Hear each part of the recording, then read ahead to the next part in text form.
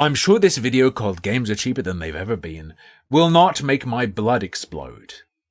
Did you know that right this very moment, we are paying less than anybody has ever paid for video games? That's that's immediately a statement that you can dig into in a million ways. Do you mean the price of a video game is lower? Do you mean the amount being spent on video games is lower? Come on. They are currently cheaper than they have ever been. Now, I can hear you all being like, that. This video is 9/11 long. You're going to have to do a lot of explaining. I'm going to assume this is going to be about the AAA price tag based on the thumbnail, right? Is a video game a video game? Now, that sounds like an insane statement. Are all video games equal? You can't... A video game is not like rice. You can't have exact shrinkflation, right? You can't end up paying... Oh, look, with inflation, this $10 for this bag of rice is actually cheaper than ever. But then you look at it's also less rice, and it works out to you getting screwed. How do you measure a video game like that? Absolutely cannot be right, because I had the exact same reaction. Honestly. No, you didn't. No, you didn't. For over a decade, people have talked about how games aren't actually that expensive. They've been talking about this for years and years. When James brought this up, I couldn't believe it. And at first he couldn't either. But then he told me how he found this great Ars Technica article on the subject from a few years back, and... Dude, this is Reactception. Fabry says it should be about percentage of your income that goes into it. Based on their phrasing at the start, it should be. They said, we're spending less on video games. To me, that's a statement about your spending. So the most relevant part of that would be, what percentage of our expendable income does the $70 price tag represent compared to past prices versus our expendable income? Right? That he reacted so violently. That would also be a very interesting thing to show, because guess what? You don't have to sell a video game for $70. That's not what he will say. Well, he's already leading us down the path of, oh, $70 in 1960 would have been... Just wait, okay. To it. That he spent all night digging up historical game prices and inflation data, ran those numbers, and yeah, sure enough, it was true. But it sure as heck does not feel true, right? So, let's dive in and unpack how this could possibly be, and why despite all the data, games costing the least they ever have is still so hard to swallow. Is it just so hard to swallow, or is it a misleading claim? Is it hard to swallow, or is it verging on a lie by omission, particularly when the intro to your video makes the statement, we are spending less on games than we ever have? That's very different kind of statement. Thanks so much to Factor for delivering me great meals right to my door so I could spend less. Are Factor those guys who sell the goo cubes, where you just eat a couple of goo cubes every day? Less time cooking and... I should make a video that's like, games are the cheapest they've ever been. Have the video file be 40 minutes long, but it's mostly just a black screen. I start the video and I just say, people complain about the price of games, but they're actually cheaper than they've ever been. A bunch of games are actually free to play, and then the video ends. More time playing games. Okay, y'all, so who's excited to talk about inflation, huh? Wait, don't go. Because I promise you here and now 2 things. Good meme. 1, that breaking down inflation is very important to understanding our perception of the cost of games. And 2, that we're gonna have some fun images of your favorite video game characters walking y'all through it, okay? Alright. Just looking at inflation. What about people's perception of quality of games? What we're getting for that money? People aren't all retards. And it's constantly thrown in people's faces that games are cheaper than they've ever been. Consider inflation. That's been thrown in our faces for like a decade. More, maybe even. Maybe people are upset because they don't feel like they're getting their money's worth. More than just being upset about the number itself. They see the number going up and what they get being worse, or not what they want, or they see number going up alongside money extraction practices. like battle passes being being included in full-price games, little bits of DLC being available on day one for a game that costs them $70. Freshly $70, because that's what games cost now. Is it? Why are there still more things to buy on top? You know how we do. Thanks for believing in us. No, Tim, DLC isn't the game. You don't have to buy it. True. You don't have to buy any of these video games either. That might even be a good way to get the prices to go down, if people would do it.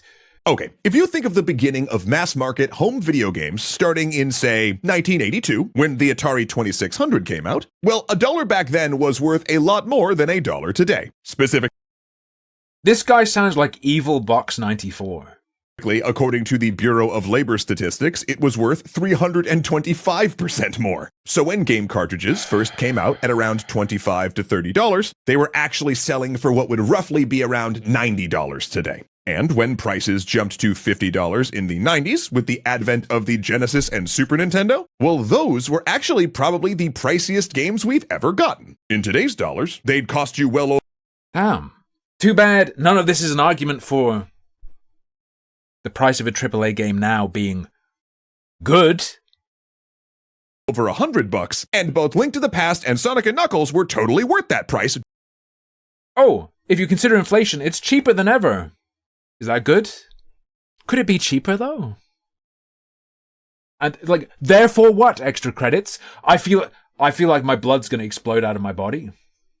Damn, crazy. Perhaps, with the infrastructure miracle that is the internet, and ease of distribution to the biggest audience games have ever had access to ever, and relative cheapness of distributing games now, perhaps they could afford for games to be even cheaper. Ooh. Do not at me. That would be sick, wouldn't it? Then the Great Disc Revolution happened. Instead of having to buy pricey cartridges containing expensive hardware, instead of having to ship bulky boxes with a fat hunk of plastic in them, now games could fit in a jewel case and be written to a CD. This lowered production costs by a lot. And as the console wars heated up, and Sony and Microsoft duked it out for who would have the dominant home console, something unheard of happened. Get this. Those savings actually got passed to us, the consumers. Instead of raising prices with inflation, the standard game price remained the same. The industry then started to get wary of the idea of charging more. They thought Based. Good. the consumers might revolt. Actually, there were all sorts of think pieces back then about how charging $60 for a game would destroy the industry. So for years, other ways to cut corners were found. Yeah, and people should have been so angry about that shit that games companies would be scared of implementing that practice. Do not use the idea that of parts of games being cut out and then sold back to us later. Do not use that as a justification for the price of a game going up. Oh, if we'd have just accepted higher prices, this never would have happened. What if we accepted neither? What would have happened then? They would have to have come up with shit that would convince us. Disc manufacturing prices decreased. Also, Siffy, I think I'm picking up what you're putting down. It would be the equivalent of that happening, but then everyone buying the DLC. In a way. Boxes became packed with less and less goodies. Manuals were shrunk from 50-page tomes to 5-page leaflets. Maps no longer came as special inserts. Good thing now that my game costs $70 and I download it on Steam, I get all those goodies again. I'm glad prices have gone up. Worth. And the price held. Then digital started to take off. Stop. If we're going to consider inflation, and you're going to talk about literally physically getting less product, has the price held? Has it actually? We're not going to talk about... He's given us an example of gaming shrinkflation. I didn't think of that. I didn't think about goodies reducing. It's the same dollar price for less stuff. Is that the price staying the same if we're willing to consider inflation in whether something is more expensive or not? I don't think so. And even though making games was becoming more and more expensive, prices just barely crept up to that $60 mark. Because despite the platform fees, being able to sell digitally was faster, cheaper, and eliminated a lot of the risk of ending up with too large or too small of a print run. But budgets for a true AAA game began to balloon, for reasons we will get into in a future video, and the... Not my problem. The real return on that $60 price point was shrinking every year as wages grew with inflation and as that number didn't change. So, what did the industry do next then? Well, it began to bat around the four most dreaded words in gaming: new ways to monetize. They were slinging pre-orders. They were slinging collector's edition. I swear to God, if he's going to present this as a consequence of the base price of a game not increasing enough, he's out of his mind. No, don't. Blood is going to literally pour from my eyelids if he says this happens because the base price didn't go up. Companies, look, all these publishers would have been content with their profit if you just let them feel comfortable. If you destigmatize the higher price tag, they would have felt comfortable with their profit and not done this. No, we'd pay twice as much as we're paying now and then pay twice as much for all the DLC and shit right now. They were slinging DLC, microtransactions, the list went on and on and on. So for years more, we didn't cross that feared $70 plateau. Meaning, I feel like as well, you can't... A 9-minute 11 video that tries to take takes such a broad look and seems like it's going to make such a strong conclusion, or come to such a strong conclusion. I don't think you can cover those monetization methods being added without also looking at free-to-play games that survive purely off of those monetization methods. That by 2020, games were almost half of the price they were in the 90s in income-adjusted dollars. The percentage of a paycheck that it took to buy a game was at an all-time low. Now, we don't have great data for the last couple of years, but even though it looks like... Stop. There is not just your income and the price of a game. There's your income, price of essentials, price of a game. Unless you're insanely irresponsible, the price of a game is best weighed against your expendable income, not total income. At an all-time low. Now, we don't have great data for the last couple of years, but hey, if you just don't eat, that game doesn't eat up much of your paycheck. Even though it looks like prices have begun to creep up a bit, and even with $70 finally being the standard price point for a AAA game in 2024, again, with inflation, we're still willing to bet we're paying the least we ever have, or just very, very close. I mean, Still, if he's judging the value of a game, at this point, he seems to be doing it purely on the back of how much it costs to make, and not considering how much it's worth to me. How much it costs to make is not the same as how much it's worth to me. Most the $70 price point is basically an adjustment back to 20-teens levels, but I digress. Because a possibility, isn't it crazy that it's possible the cost of making a game goes up and up and up, but the thing they're making, worth less and less to me. The price, worse and worse. Yes, because no matter what, it still doesn't feel that way, right? It feels like games are so expensive now. This video would rule. Wait. Is this guy even going to touch on AI? Or would he be too scared to talk about AI? Does he have an audience where he'd be scared to talk about AI? And its potential for removing the production cost justification? Why is that? Look, the truth is, I don't have an empirical answer, because... Oh no. Oh no. You know what we're gonna get in the future? Hey Chud, pay $100 for your game. It's handmade. Games are gonna be described as like handmade. No AI, gluten-free, organic, handmade video game. You gotta pay a premium. There's just not a lot of great data out there on feelings, but I do have some conjectures. First off, it's just expectations, right? We've managed to hover at the $60 price point. Yes, that rules. Expectations rule. Analysis of this situation is in itself an element of why prices are the way they are. Right?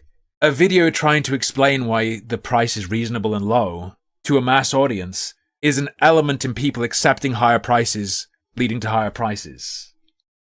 point for so long that it So fuck these guys. I think gamers should be insanely unreasonable and just be like, hey, $20, AAA. Bruce Lee would always push the idea of the 1-inch punch. In order to really hit someone, and even if you're only an inch away from them, you have to aim to punch a spot that's like a meter behind them. If you want to fight a price hike, you got to punch through that target and try to hit way deeper so that you hit that thing you want to hit as hard as you can. it feels like the price of a video game, and instead of creeping up $1 each year for a decade, we're hitting that new jump all at once, leading I like the presentation of this as an inevitability. us to really notice. Second is that none of the new ways to monetize are going away with this price hike. Yeah. Look, if a publisher said to us, Are those things not part of the game? They're still a part of the game, right? Add them to that price tag. our game's got a $70 sticker price, but there's no in-game purchases and all the DLC is free, I'm betting people would be a lot more accepting. But It's called Baldur's Gate 3. instead, the consumer is being told, hey, Although, that's a self-public... Doesn't Baldur's Gate 3 have the price tag, though? Hang on. Wait, £50. Is that about $70? Like, I'm aware this isn't a AAA. At least I don't think it had a AAA budget. And it's self-published. 60. Yeah. So, he's right. People are hype. If Baldur's Gate 3 costs 70, 100% people will be hype about this. game's now Sure. $70 and you gotta pay for New Game Plus, which makes us the consumers feel like garbage, even though, to be fair to the industry, there's no way that $70 price alone is going to cover most of the budgets of a modern AAA game. Yeah, because it's not $70. $70 isn't $70. Guess what? A $10,000 price tag for a game won't cover it either if one person buys it. What do you mean? Want to know one of the first things I said 2 years ago? Do you want to know an element that did not come up? The price of making games has gone up. Oh, you know, making games is more expensive? So, sorry guys. You're gonna have to pay more for games. With the amount of money that goes into marketing to increase the number of people buying games, they can't afford to keep selling them for less than $70. I'm so good! Holy shit! They are maximizing the amount of people buying it and saying, hey, because we're spending money on increasing the number of people buying it, we have to increase the price. Silly. Silly. Better or worse. But again, man, does it feel bad when they ask you to pay for the car and then they tell you that you have to buy the keys separately. So It's also... I'm not even going to say anything. maybe there's some messaging to work on there. Third, indie game pricing structure. Because indie games tend to do their own thing when it comes to price point. They remind consumers that games could cost less. Now, there's a lot of reasons for this, of course, with most of these games costing far less to build, but it serves as an anchor point in our minds, you know? Plus, it sort of rankles when you go, I spent 78 hours on Vampire Survivors and paid $1 for it, while I played something like, say, Redfall for an hour and a half, paid $70, and didn't enjoy it nearly as much. Because even though your whole rational brain knows that Vampire Survivors cost way less to make, Is he going to understand this? Or is he going to say... Is he going to imply or assert that the correct price is the one that rationally relates to the cost of production, regardless of anything else?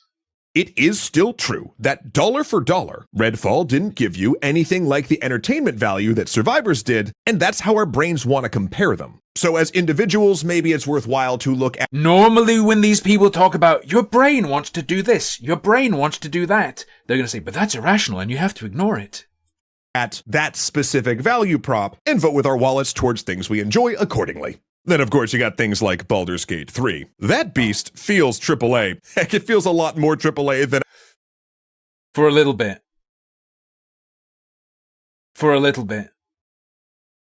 a lot of traditional AAA games, but it came out on Steam at a $60 price point. So why can't these other games that look Didn't it come out before the recent shift to $70 being the AAA standard, though? worse and have nowhere near the content do the same? Again, that's what my lizard brain is always asking before I look at pricing models, early access, etc. Finally, it's timing. Coming out of COVID, the whole world experienced massive inflation. Now, even though we in the US have had it lighter than most, it did bite into everyone's pocketbook. So this is all happening at a time when our entertainment being more expensive, justified or no, seems like a little bit of a slap in the face. So yeah, those are just some thoughts, some musings, if you will, but Don't be a coward. Give us some conclusions, you weak bitch.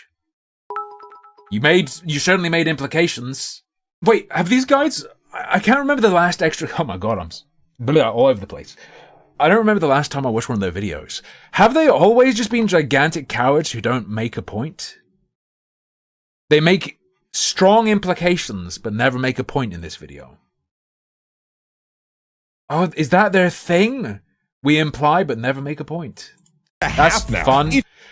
So their style is just designed to increase my blood pressure.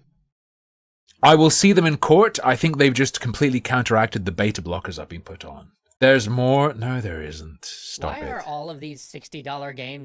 I was gonna say, we've had this shit shoved down our throat for a decade. The stuff in this video, he's parroting like AAA publisher propaganda. Here's an extra history video from 6 years ago. Games should not cost $60 anymore. 672k views. Guess what, buddy? You were a small part, but a part nonetheless, in this change itself. Like I was describing before. Why are all of these $60 games I have listened to these guys' videos before. I remember with this voice. trying to sell me loot boxes? Why are all these $60 games selling me season passes for their DLC? Why are all of these $60 games including microtransactions? I hate these people so much. 6 years ago, game prices should be higher. Today, so they're fighting for higher prices. When you discuss the price of something that depends on people's opinion of whether that price is too high or too low, it's not something you need, it's entertainment. How much they can price something depends on how much people are willing to pay, absolutely. When you weigh in on that, your weighing in itself can have an influence on the price, right? That can happen incidentally. It feels like these guys are trying to deliberately engineer higher prices. I feel like I shouldn't watch these videos because I'll advocate for stuff that benefits gamers and they don't deserve it. They don't deserve it. I think gamers deserve to suffer.